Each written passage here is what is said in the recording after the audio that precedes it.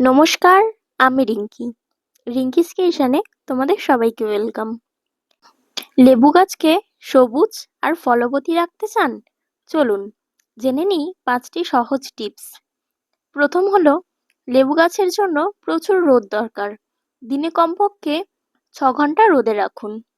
দ্বিতীয়ত হলো, জল জমে না এমন দোআঁশ মাটি ব্যবহার করতে হবে গাছের ক্ষেত্রে। তৃতীয়ত হলো, নিয়মিত জল দিতে হবে, কিন্তু গাছের গোড়ায় জল যেন না জমে। চতুর্থ হলো, প্রতি মাসে একবার পেঁয়াজের খোসা ভেজানো জল, সর্ষের খোল ভেজানো জল এবং চাল দেওয়া জল এটি তোমরা গাছে ব্যবহার করতে পারো। এই নিয়ে বিস্তারিত ভিডিও আমার চ্যানেলে আপলোড করা আছে, চাইলে গিয়ে দেখতে পারো। আমি রিলেটেড ভিডিওতে লিংক দিয়ে দেবো। পঞ্চম হলো, গাছকে পোকামাকড়ের হাত থেকে বাঁচাতে কীটনাশক কাকা এবং গাছকে ফাঙ্গাসের হাত থেকে বাঁচাতে অ্যামিস্টার টপ এটি তোমরা গাছে ব্যবহার করতে পারো।